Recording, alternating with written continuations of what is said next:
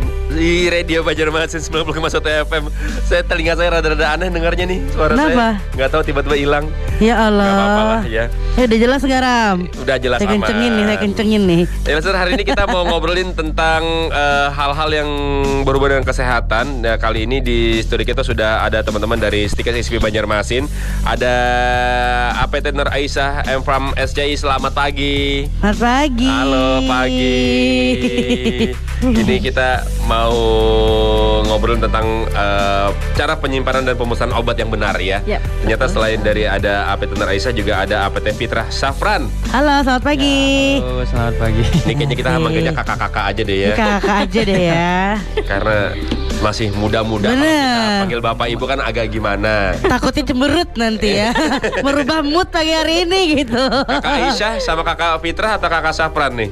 Kakak. Biasa panggil apa? Fitrah boleh. Kakak Fitrah boleh, baik. Nah jadi ini dalam upaya pengobatan suatu penyakit, pasien kan bakal diberikan beberapa jenis obat yang berbeda, baik bentuk, kandungan maupun kemasannya ya sama dokter. Nah masalah yang muncul setelah pasien pulang atau dinyatakan boleh pulang dengan membawa obat tersebut ke rumah.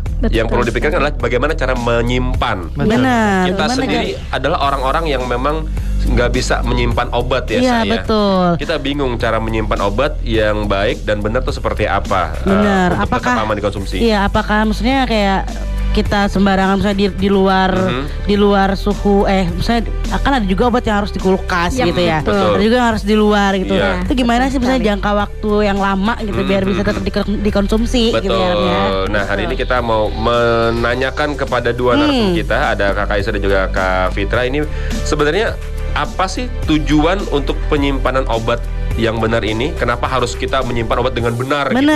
Ya, apa tujuannya? Sekali.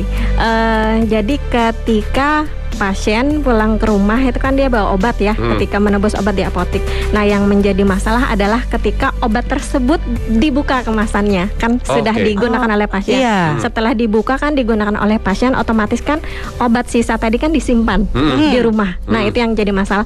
Kadang ada beberapa masyarakat yang kurang tepat penyimpanannya dan kurang membaca keterangan yang ada di kemasan obat seperti itu. Nah hal utama kenapa penyimpanan obat itu harus tepat menyimpanannya dan benar, itu yang pertama adalah menjaga kestabilan atau kualitas dari obat tersebut, sehingga obat yang sudah diproduksi oleh pabrik tadi tetap kualitasnya sama. Ketika kemasannya dibuka tadi. Yang pertama itu adalah menjaga kualitasnya. Ketika kemasannya sudah dibuka ya. Nah, itu yang pertama. Kemudian yang kedua adalah kalau seandainya obat tersebut sudah kadaluarsa, otomatis kan dibuang ya obat kadaluarsa. Nah, kalau seandainya ketika kita penyimpanan atau pemusnahannya itu kurang tepat, ya, itu bisa disalahgunakan oleh orang-orang yang tidak bertanggung jawab. Misal kita buang obatnya, padahal obatnya masih dalam kemasan, tetapi ED-nya kan habis, seperti itu.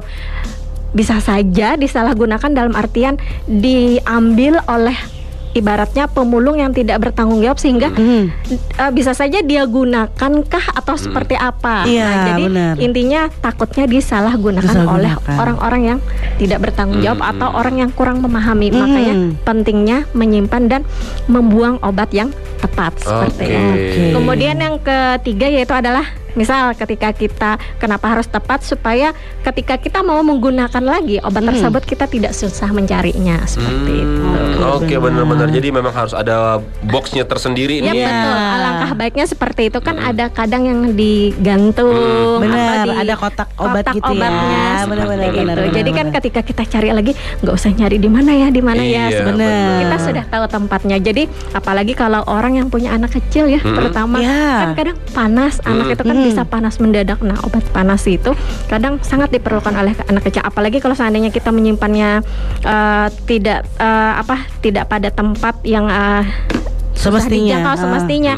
Itu kan malah menyebabkan si baby tadi kan malah panasnya tidak teratasi. Benar. Oleh karena itu lambat ditangani ya Kak ya. Oke. Jadi selanjutnya untuk cara menyimpan obat di rumah sendiri itu apakah Gimana nih? ada kita harus menjaga suhu rumah kah atau dijauhkan dari sinar matahari secara langsung atau kayak gimana? Oh ya betul. Nah sebelum kita ngomong cara penyimpanannya ya, kita cari tahu dulu deh permasalahan yang sering terjadi itu apa sih? Ya. Oke. Permasalahan yang sering terjadi itu kan seperti misalkan penyimpanannya sembarangan ya. Ya. Misalkan di atas TV atau di atas Benar-benar. kulkas seperti Benar-benar. itu ya, ataupun mungkin di atas tempat tidur kali ya. Nah disitulah tujuan kami untuk membahas ini. Jadi ya untuk cara penyimpanan yang baik yang pertama itu memang adalah kasih dulu tempatnya. Tempat penyimpanan obatnya ada apa enggak? Sediakan Minimal dulu. ada kayak keranjang gitu Box ya. gitu ya. Iya, Oke. minimal lah ya, itu minimal. Lalu bisa yang kedua adalah tempatnya ya. Tempatnya ini dalam artian ditujukan untuk yang seperti disinggung Bu Aisyah tadi ya, itu untuk menghindari dari misalkan seperti dari jangkauan anak-anak ya Mas ya. Karena kan anak-anak itu kan kita nggak tahu ya kelakuannya ya. Benar, Nanti benar. dikira obatnya Permen minum apa kali ya. sirup air apa nanti diminum malah kan kacau kita. Nanti Iya, malah iya. kita yang bingung sebagai orang tua misalkan seperti itu ya. Kemudian yang kedua itu yang ketiga nggih, itu simpan secara umumnya Mas ya. Memang dalam jenis obat itu banyak ya, disimpan di mana aja. Cuman ini yang saya bilang secara umumnya dulu. Itu memang harus seperti disimpan di keadaan sejuk seperti itu ya. Keadaan sejuk dan diusahakan itu terhindar dari sinar matahari langsung. Oh, Iya. oke. Karena apa? Karena zat-zat tersebut saat terkena sinar matahari tersebut itu bisa menimbulkan zat aktifnya itu menjadi tidak efektif lagi. Oke, ya. berubah Fungsinya ya. malah nggak dapat nanti pas diminum Oke. seperti itu. Misalkan kita ambil contohnya seperti obat vitamin C. Vitamin C itu kan gampang teroksidasi itu Mas ya. Teroksidasi itu dalam artian seperti contohnya warnanya bisa berubah, nanti baunya juga bisa berubah. Ya. Otomatis kan itu sudah rusak ya zat aktifnya. Oke. Dan fungsinya nggak ada lagi gitu loh. Buat apa lagi kita simpan kalau kayak gitu Nggak nggak? bisa digunakan lagi ya. Nah, dan yang paling sering lagi itu catatan adalah kebanyakan yang punya mobil ya. Itu menyimpan di dalam mobil itu nggak boleh sebenarnya itu Mas. Ya. Oke. Karena suhu dalam mobil itu kan berubah-berubah ya. Benar. Bisa panas, bisa dingin Iya, kayak iya, gitu iya, ya. iya. Apalagi saat dalam keadaan panas, itu otomatis akan menambah rusak dalam zat aktif obat tersebut. Karena Ya. ngap Oke. gitu mobilnya kadang-kadang Begitu, ya. iya. Berarti selama ini salah nih saya Ram. Iya, Kadang kan maksudnya ditaruh di mobil biar ada cadangan gitu. Iya. Cadangan obat gitu. Cadangannya seharusnya malah di rumah ya, Iya. jangan di ini. Oke, nggak apa-apa kalau misalkan mbaknya dalam bepergian nih misalkan, itu nggak apa-apa Mbak. Cuman Oke. jangan ditinggalkan dalam berhari-hari. Oh, Oke, begitu. Kan kondisi di mobil itu nggak stabil ya Benar-benar. suhunya. Karena seperti panas, itu. dingin gitu ya. Betul, ya Oke. seperti itu. Berarti kalau misalnya kita mau taruh di mobil, otomatis harus ada boxnya tersendiri Betul, dengan Bapak. pendinginnya gitu, Iya, bisa. betul. Enggak susah juga Ram kalau bawa pendingin di Enggak, mobil. kan ada yang ada box es yang buat iwak, buat iwak. Box-box biasa itu Ya, bisa. cool ya. box. Nah, itu Cool cool box. box Ya. Enggak. Itu Enggak harus. nggak boleh.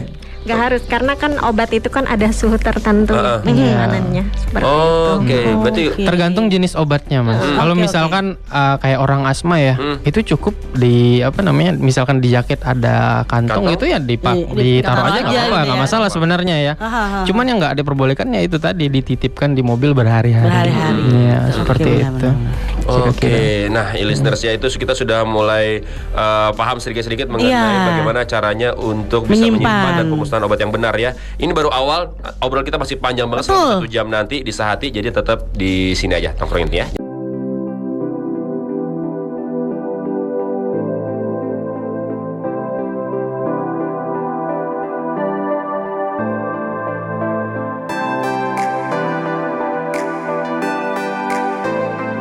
Radio Banjarmasin 90,1 FM 100% musik Indonesia listeners. Yep. Masih bareng Ersya, Rama dan juga teman-teman dari Sikes Isfi tentunya Benar ya. sekali, masih ada Kaisa dan juga Kak Fitrah yang hari ini mau membagi informasi mengenai bagaimana caranya kita bisa menyimpan dan juga bisa memusnahkan obat dengan baik dan benar. Betul banget. Kalau tadi udah kita kasih tahu juga nih listeners ya, cara penyimpanan obat di rumah seperti apa gitu ya, ataupun larangan-larangan juga yang misalnya kayak nggak boleh dalam mobil berhari-hari karena bisa merusak fungsinya juga gitu ya.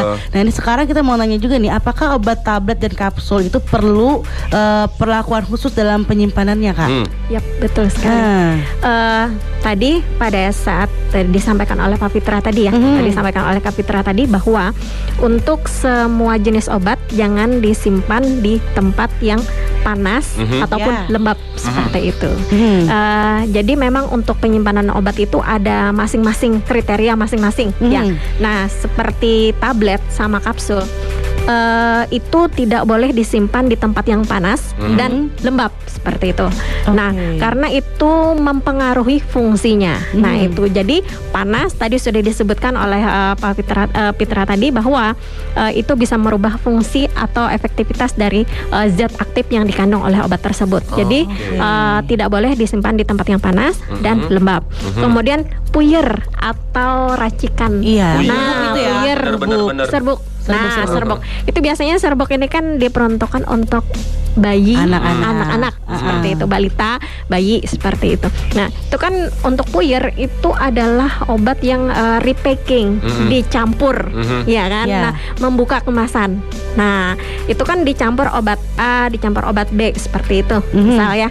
Nah, itu kan merubah bentuk dari bentuk sediaan obat tadi. Nah, itu biasanya obat itu tidak boleh juga disimpan di tempat yang lembab ataupun panas seperti itu, hindari karena itu dapat merusak stabilitasnya tadi dan maksimal penggunaannya yaitu adalah 1 bulan. Tidak ada batasnya, betul, ya, Kak, ada batasnya. Kalau yang tablet sama kapsul itu kita mengikuti batas masa kadaluarsa yang tertera di kemasan. Karena kan kita biasanya kalau tablet per biji ya, kita menggunakannya kan. Nah, kalau puyer ini kan kita membuka kemasan dicampur pada saat di apotik oleh apoteker atau TTK-nya itu kan membuka kemasan, ya kan. Nah, maksimal penggunaannya yaitu adalah ketika digunakan oleh pasien, puyer tadi adalah maksimal 1 bulan penyimpanannya. Jangan sampai lebih. Ya. Berarti jangan sampai lebih. Kalau lebih itu emang nggak bisa dikonsumsi sama sekali ya, Kak? Sebaiknya jangan. Karena ada yang namanya disebut dengan batas masa kadaluarsa, ada yang disebut dengan batas masa penggunaan obat setelah kemasan dibuka. Nah, itu ada aturannya. Ada aturannya. Kalau yang tablet sama kapsul itu kan biasanya per biji ya kita buka pergunaan sesuai masa kadaluarsa yang tertera di leaflet atau kemasannya seperti itu. Kalau puyer ini kan karena campuran dari 2 atau 3 obat-obat, jadi batas maksimal penyimpanannya itu adalah 1 bulan. Tapi dengan catatan apabila sebelum 1 bulan obat tersebut sudah terjadi perubahan, baik itu warnanya atau serbuknya tadi lembab ya. Nah, itu sebaiknya nggak usah dikonsumsi, nggak usah digunakan lagi, seperti itu. Berarti harus pintar-pintar memantau juga kita betul. Ya betul, itu penting sekali. Karena obat tadi bisa jadi terjadi perubahan dari mutu atau kualitas dari obat tersebut. Nah, itu kalau puyer sama tablet atau kapsul. Kalau sirup? Kalau sirup ya, kalau sirup Mas ya, sebenarnya ini tempat penyimpanannya ya. Ya, kalau untuk tempat penyimpanannya itu secara umum itu memang hampir sama sebenarnya ya. Tidak tidak terkena cahaya matahari langsung ya, di dalam suhu sejuk. Tapi apabila dikatakan berbeda di dalam kemasan. Di dalam kemasan itu kan ada tuh aturan penyimpanan. Nah, apabila memang dikatakan di situ harus di kulkas misalkan di suhu dingin, itu saran dari kami memang cukup di pintu kulkasnya aja. Bukan di freezer. Nanti malah beku dia. Iya, benar. Jadi es nggak bisa diminum nanti. Es obat. Dijual es obat. Tadi es krim tadi nih bisa jadi. Es krim obat bahaya juga nih Mas. Aduh. Es krim rasa amoxicillin. Ya betul. Nah, cuman yang unik di sini Mas, bukan hanya tempat penyimpanannya. Heeh. Kalau sirup itu seperti kata Bu Aisyah tadi ya, Kak Aisyah tadi itu dikatakan ada masa-masanya. Iya, kalau sirup ini berapa lama? Nah, Boleh dikonsumsi gitu, dikonsumsi atau ya. penyimpanannya? Oke. Sebelum kita membahas itu kita harus tahu dulu. Sirup itu terdapat 2 jenis, Mas. Mm-mm. Ada sirup kering dan sirup yang udah Cair. berisi larutan ya, Oh, sirup cair kering ya. kayak gitu. Sirup kering belum pernah dengar ya? Belum pernah. Oke, jadi sirup kering itu biasanya memang dia sudah dalam kemasan botol, tapi masih dalam bentuk serbuk gitu, Mas. Itu dikatakan sirup kering ya. Oh, ada. Jadi pencampurannya itu saat kita ya misalkan sebagai pasien ya, saat beli saat itu juga ya. Jadi minta dicampurkan. Ya. Itu ada 2 jenis jadinya, ada sirup Oke. kering dan sirup basah. basah ya. Nah, cuman yang uniknya di sini adalah ya seperti juga dikatakan Kak Isa tadi ya, kalau misalkan untuk masa penyimpanan belum dibuka, itu tetap mengikuti expired date dari kemasan. Nah, yang unik itu apabila sudah dibuka ya. Perbedaannya antara sirup dan tablet itu cukup signifikan ya. Kalau untuk yang sirup kering tadi, Mas, itu sampai sekarang ya, itu masih hanya sampai waktu tidak boleh lebih dari 7 hari. Oh, kalau kering. Ya, cuman ada juga beberapa literatur terbaru mengatakan itu boleh sampai 14 hari. Cuman di dalam resep dokter itu biasanya nggak sampai 7 hari kok ya. Jadi 7 hari, sebelum 7 hari itu udah habis biasanya ya. Cuman apabila dikatakan dosisnya kecil misalkan per hari itu nggak apa-apa. Cuman dalam catatan satu lagi tadi sudah juga disinggung ya sama Kak Aisyah, itu apabila produk ini ada perubahan ya. Perubahan dalam artian seperti baunya tengik, ya, warnanya berubah. Itu disarankan memang tidak boleh lagi diminum ya. Karena takutnya itu menjadi hal yang fatal, apalagi untuk anak-anak dan bayi yang mengkonsumsi seperti itu. Kemudian yang untuk yang sirup satu lagi itu cair, itu memang disarankan tidak lebih dari 3 bulan ya setelah digunakan. Jadi penyimpanannya itu memang tetap di dalam suhu sejuk saja, Mas Mbak ya. Seperti itu. Dan ada satu lagi, Mas, memang yang unik dalam sediaan obat itu ya. Pernah dengar orang kalau diare butuh elektrolit nggak? Tambahan Oralit betul. Iya. Jadi sediaan Oralit itu, Mas Mbak, kalau belum dibuka itu memang sesuai expired date dari kemasan. Ya. Nah, yang unik itu kalau sudah dibuka. Sudah dibuka itu kan artinya sudah dicampur ya. Nah, itu nggak boleh 2 hari. Oh, iya. 2 hari doang. Jadi sehari itu sudah harus diminum. Dan biasanya juga memang saat dibuat itu udah langsung diminum, Mas ya. Apalagi orangnya diare butuh banget kan pasti ya. Nggak mungkin sampai 2 hari biasanya. Nah, jadi memang sediaan tersebut akan mudah rusak kalau lebih dari 24 jam. Berarti sekali minum aja tuh langsung habis gitu ya. Seperti itu. Itu sekilas untuk yang cairan ya, seperti sirup dan sediaan lainnya. Seperti itu. Kalau obat mata juga kayak gitu atau gimana? Ya, obat mah sama, Mas. Kalau dia misalkan bentuk yang cairan ya, tapi ya apabila kemasannya itu udah dibuka, itu nggak boleh lebih dari 3 bulan sebenarnya. Cuman apabila dikatakan lain tadi, kemasan sediaan tersebut sudah berubah warna, bau tengik dan lain-lain, itu nggak boleh lagi diminum. Disarankan seperti itu. Oke. Tadi kan ada obat-obat tertentu yang memang harus dikulkas gitu ya. Betul. Nah, ini kira-kira apakah apa aja nih yang maksudnya contoh obat gitu yang aman simpan dalam kulkas. Bener. Ada obat tertentu kan yang harus di kulkas gitu. Ada ya, contohnya adalah bentuk sediaan dalam bentuk supo. Nah, suppositoria yang seperti peluru. Ya, betul. Nah, itu obat seperti peluru. Nah, sama ovula. Kalau supo kan penggunaannya mohon maaf nih di anus ya seperti itu. Kalau ovula kan di vagina wanita biasanya seperti itu. Nah, itu kan bentuknya semi solid ya, semi tidak padat ya. Jadi penyimpanannya itu kalau seandainya disimpan di suhu ruangan itu dia akan meleleh seperti es krim. Kalau es krim kan dia di freezer. Kalau ini dia di suhu lemari di refrigeratornya aja, di pintunya aja. Tidak usah di freezernya seperti Malah itu. kalau di suhu ruang dia akan meleleh. Mencair. Nggak bisa dipakai karena kan dia harus dimasukin ke kulkas. Gitu. Dia bahan bakunya itu ya, kalau untuk supo itu bahan bakunya salah satunya adalah oleum kakao. Nah itu dari lemak coklat seperti itu. Dan pembuatannya pun ketika sudah dicampur, kemudian dicetak dalam bentuk peluru, setelah itu disimpan di pencetakannya di kulkas seperti itu. Pendingin. Biar dia beku kayak gitu Biar ya, dia Kak, beku. ya. Dan distribusinya gitu. pun dan distribusinya pun ketika diedarkan ke apotik, kemudian ke kan juga disarankan pada pasien itu disimpan di kulkas, di lemari, di pintunya aja, jangan di freezernya. Ya, tuh di kulkas. Kemudian yang lainnya itu adalah insulin juga. Insulin. Iya, betul. obat Gitu. diabetes. Obat diabetes Iya, benar. seperti itu. Oh, Penyimpanannya itu adalah di lemari es tadi, es. bukan di freezer.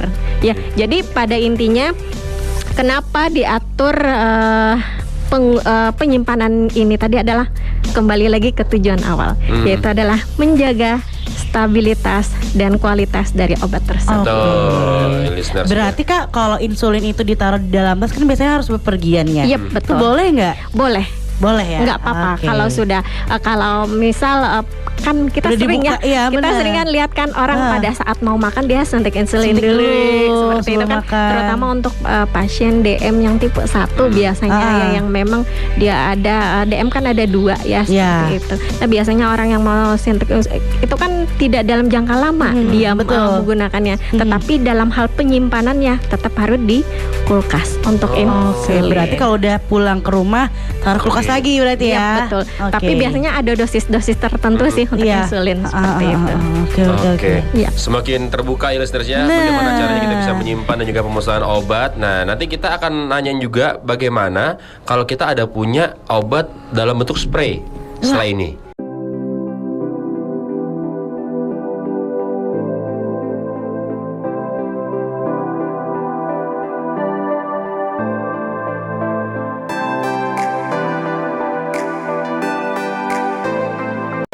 Radio Banjarmasin 90,1 FM 100% musik Indonesia. Listener, Yo. seru banget obrolan kita di off air, juga seru banget membahas-bahas obat-obatan, karena kebetulan ibu saya ini juga ya begitu namanya orang tua. Nama juga orang tua ya, beda sama anak muda ya. Bener, tapi kadang ada kayak kita ini Ram juga berasa banget capek, kadang badan gitu Anda ya. aja, saya mah masih. Padahal saya mancing aja loh. Tadi kita udah ngebahas tentang bagaimana cara menyimpan obat yang puyer, terus kemudian yang sirup, ya. Nah ini ada yang namanya obat spray. Spray ini obat apa ya? Lebih ke ini apa? Apa sih buat wajah itu? Misal apa? Face mist. Enggak tahu ya, kayak gitu-gitulah pokoknya. Apakah itu juga termasuk? Ya. Oke, jadi memang ada jenis unik lagi ya dari jenis obat itu, ada jenis spray namanya memang. Contoh simpelnya itu adalah seperti obat asma, Mas. Nah, Iya. Asma yang Asmaul Husna. Inhaler ya. Asmaul Husna, Ram. Enggak dong. Beda lagi itu. Ya, jadi kalau untuk penyimpanan yang ini ya, kalau kita ngomong-ngomong penyimpanan, obat yang ini tuh lebih simpel untuk disimpan sebenarnya ya, karena dia tertutup dengan wadah. Ya. Udah ada betul. tempatnya. Sedangkan obatnya itu kan masih dalam bentuk seperti cairan seperti itu ya. Nanti saat disemprot dia bentuknya spray. Nah, itulah keunikan dari obat ini ya. Jadi kalau untuk penyimpanan itu lebih simpel dari yang lain ya. Cukup simpan di suhu yang sejuk aja.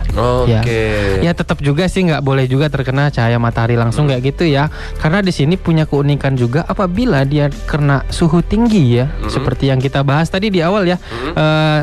Misalkan di mobil itu kan suhunya nggak stabil.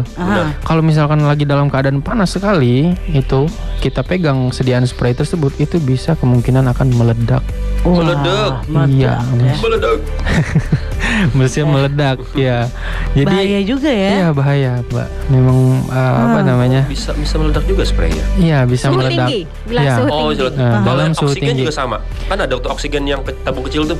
Betul, kira-kira seperti itu, Mas. Jadi kalau Mas penyimpanannya nanti di dalam suhu tinggi itu kemungkinan meledaknya juga tinggi. Kayak gitu ya. Begitu juga untuk sediaan obat spray ini tadi. Ya. Berarti termasuk yang ringan lah penyimpanannya ya, asal jangan ada suhu tinggi iya aja. betul. Kan disimpan di dalam jaket juga kan bisa aja ya. Iya benar. Oke, benar. Agak hibak aja sih, tambah oksigen di jaket. Iya, kalau kira-kira Spray itu panas ya kecil. pindah lah. Spray itu kecil. Spray itu kalau yang kecil. Kalau yang gede spray. Spray kan buat tidur. Kan. Apa? Itu kan ada juga. Jadi saya spray. Bed cover. Bed cover. Terus mungkin ada nggak sih penyimpanan obat-obat yang khusus lagi gitu, yang Oke. tertentu gitu? Ya, jadi memang tadi sudah dibahas ya, entah itu ada apa namanya sirup, tablet, spray ya. Spray. Ada juga penyimpanan yang khusus. Khusus ini dalam artian dia itu sediaannya sama, cuman di dalam produksinya itu dia harus disimpan di tempat tertentu. Ada suhunya tertentu? Ada atau suhu gimana? tertentu seperti itu ya. Oke. Jadi misalkan seperti obat suppositoria yang mohon maaf itu yang dimasukkan di dubur tadi yang dibahas ke Aisyah tadi. Iya. Itu kan biasanya di dalam suhu 2 sampai 8 derajat. Ya. Nggak, yang cukup dingin lah ya. Mhm.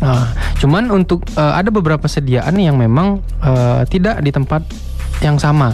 Ya, seperti contohnya sediaan Bisakodil Supo, nama sediaannya. Ya, itu merek sih ya. Bisakodil Supo itu harus disimpan di 15 sampai 25 derajat Celcius. Ya, karena ada memang ketentuan sedikit dalam sediaan tersebut, ya. Kemudian ada juga lagi Mas seperti obat mohon maaf untuk tablet vaginal ya. Itu juga harus disimpan pada suhu kurang dari 30 derajat. Oke. Ya. Karena memang sensitif tadi ya. Iya, Ya. sensitif betul. Karena setiap produksi itu kan ada zat-zat tertentu ya Mas ya, yang akhirnya membuat peraturan penyimpanannya harus tempat khusus. Tidak sama dengan produk yang lain kayak gitu. Oke. Kemudian ada juga seperti tadi kan ada Supo Ovula juga ya, yang dibahas ke Aisyah tadi. Ovula itu kan biasanya di tempat suhu yang dingin juga ya, bukan artiannya di freezer bukan ya, di suhu dingin. Itu untuk yang suhu 2 metronidazole dalam sediaan Ovula itu nggak boleh Mas disimpan di situ. Ya. Jadi dia harus di suhu sejuk aja. 15 sampai 25 derajat Celcius. Tapi kan tadi dikatakan dia cepat cair ya. Nah, memang sebelumnya harusnya ya saat obat tersebut dibeli itu sudah langsung dipakai, sebaiknya seperti itu. Jangan ditunda-tunda. Jadi jangan ditunda-tunda. Jadi kan obat untuk yang Ovula metronidazole ini biasanya apabila dibutuhkan aja.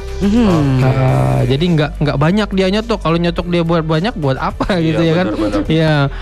Jadi apabila misalkan sedang terjadi penyakit tersebut aja. Ya, dan itu biasanya langsung dipakai biasanya. Nggak lama kalau Langsung habis disimpan. lah Iya, ya. betul. Kecuali dia keteledoran ya, ketiduran nyampe rumah gitu ya. Bingung Ya. sampai rumah ada obat apa ya. Betul. Nah, begitu juga untuk ada obat probiotik namanya nih Mas ya. Probiotik ini biasanya memang ditujukan untuk anak-anak ya.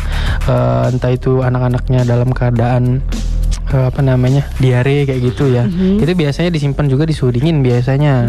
Cuman ada juga khusus untuk probiotik ya. Itu tetap di suhu sejuk aja nggak apa-apa. Oke. Iya, seperti itu. Nah, itu bagaimana caranya menyimpan obat yang iya. baik dan benar ya. Karena kan sebaiknya saran saya sekali lagi ya, sebelum menyimpan obat itu tetap baca dulu dalam aturan penyimpanan. pakai ya. penyimpanan, Ya, benar-benar, di situ benar-benar. ada. Ya, walaupun kita ini udah profesional misalkan ya menyimpan obat-obat ini, tetap aja dibaca karena ada satu hal mungkin bisa jadi ada suatu update dari obat tersebut, penyimpanannya berubah mungkin, misalkan seperti itu kan bisa jadi ya. Jadi memang disarankan harus tetap baca dulu baru kita menyimpan obat tersebut.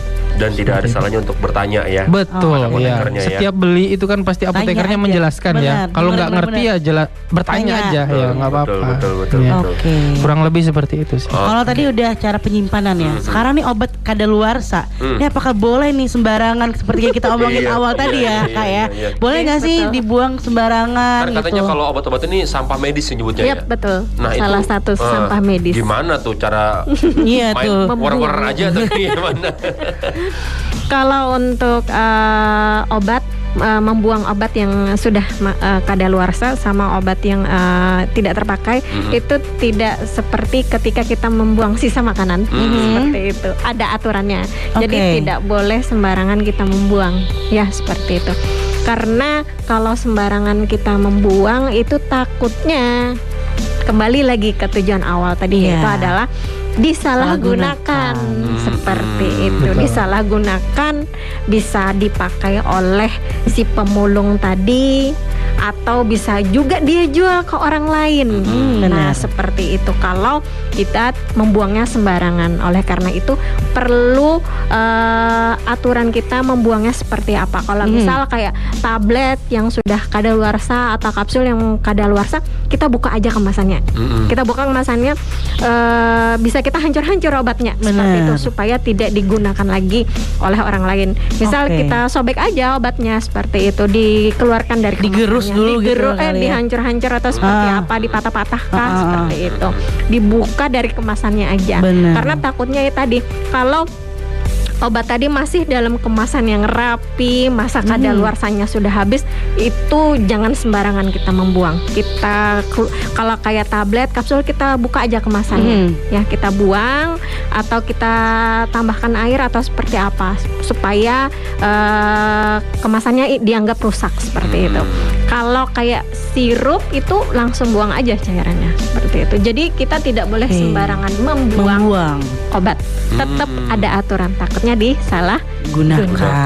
Benar tuh. Jadi listenersnya, buat Anda yang mungkin di rumahnya tuh banyak banget obat-obat yang sudah kadaluarsa, yang tidak terpakai, ini mending langsung dibuang aja sesuai dengan yang dianjurkan. Benar, seperti yang dibilang Dihancurkan. tadi ya, kalau yang sirup bisa dibuka terus dibuang aja langsung gitu. Kalau yang tablet bisa dibuka kemasannya, terus ingat nih listeners ya, dihancur-hancur gitu. Betul. Dihancur-hancur. Yap, betul. Mungkin nanti ditambahkan oleh Pak Fitra. Boleh. Boleh, Mungkin boleh. Gimana closing tuh? statement nih. Closing statement. Langsung aja deh ya. Iya. Terakhir nih, dari Kak Fitra boleh. Jadi secara umum memang sudah dibahas ya sama Kak Isa untuk tata cara buang obat ya. Iya. Obat kadaluarsa atau tidak terpakai. Itu sebenarnya udah hampir semuanya. Cuman di sini saya mau nambahkan aja untuk sediaan obat yang lainnya itu memang sebaiknya dibuang dulu dan dihancurkan dulu ya. Lalu dibuat airnya nanti dikubur dalam tanah kalau bisa. Kalau bisa, cuman kan memang cukup repot ya. Iya. Kalau bagi orang di rumah itu biasanya kalau lagi bakar sampah ya ikutin aja. Kalian aja. Nggak apa-apa. Kalian Ya. iya benar. Sehat apinya tuh. Ya. Kecuali botol kaca ya. Kayaknya overdosis siram. Banyak banget obatnya mungkin ntar. Biru nih apinya. Lagi play. Ya, maksud saya itu memang kemasan luarnya aja ya. Jangan juga misalkan obat tablet bulat nih Mas bakar, jangan juga ya. Misalkan ya dihancurin dulu lah. Dihancurin dulu nanti bisa dikubur. Nah, untuk kemasan luarnya ini yang maksud saya boleh dibakar. Karena kan kadang itu Mas ya, mohon maaf, ada juga yang masalah gunakan ya. Iya sih, Seperti botol kaca sirup itu ya. Itu bisa jadi ada juga yang mensalah gunakan. Jadi lebih baik kita musnahkan sekaligus. Ya, kayak gitu. Apalagi kalau masih ada isinya, ya kan? Ya. Bahaya nanti Parah dikira, lagi tuh. wah ini saya kebetulan lagi flu nih, minum kan nggak lucu Mas ya. Sudah dari Jadi, umuran ke 5 tahun. iya, Harinya udah SMA padahal. malah jadi berbusa nanti kan bahaya juga ya obat tersebut kadaluarsa. Ya mungkin kurang lebih seperti itu Mas, seperti obat semprot juga. Nah, itu juga cara pembuangannya juga seperti itu. Ya, hampir Jadi, sama ya. Betul. Jadi listenersnya sekali lagi buat Anda yang mau membeli obat atau dalam masa penyembuhan, Bener. kalau setiap kali membeli obat itu mohon ditanya dulu bagaimana cara penyimpanannya dan kadaluarsa sampai kapan ya. Oke, itu obrolan seru kita bersama teman-teman dari Stika SSP Banjarmasin. Terima kasih Kak Aisyah, Kak Fitra, terima kasih luar biasa sekali. Sama-sama. Ini ilmu yang sangat bermanfaat buat Bermanfaat. kita. Akhirnya kita tahu ya bagaimana Bener. caranya bisa menyimpan obat dengan baik dan benar, juga bagaimana Betul. cara memusnahkannya. Benar. Ini harus Membuang. Membuangnya. memusnahkan. Iya, iya. Kalau Ya, misalkan saya harus pilih-pilih obat di rumah nih, banyak banget obat-obat yang Iya, nggak. saya Sirup juga. terutama. Sirup terutama. Karena kan kadang kita lihatnya masa kadaluarsa. Bener. Bukan masa setelah obat dibuka dari Dibuka. kemasan. Nah, itu Oke, dia tuh. harusnya setelah dibuka tadi ya Kak ya. Kita catat, kalau Kita- bisa sih bisa aja kita coret-coret kan di kemasannya itu kan pakai yang spidol permanen. Kapan kita membuka kemasan Membukanya. itu tadi. Nah, Jadi itu kita dia. tahu batas penyimpanannya di penyimpanannya. rumah setelah obat dibuka dari kemasan. Betul. Nah, itu. Oke, listeners ya, terima kasih sekali lagi Kak Aisyah, Kak Fitra, terima kasih luar biasa sekali. Sama-sama. Setelah ini kita akan Semoga kembali kirim bermanfaat. salam ya. Amin. Bye bye.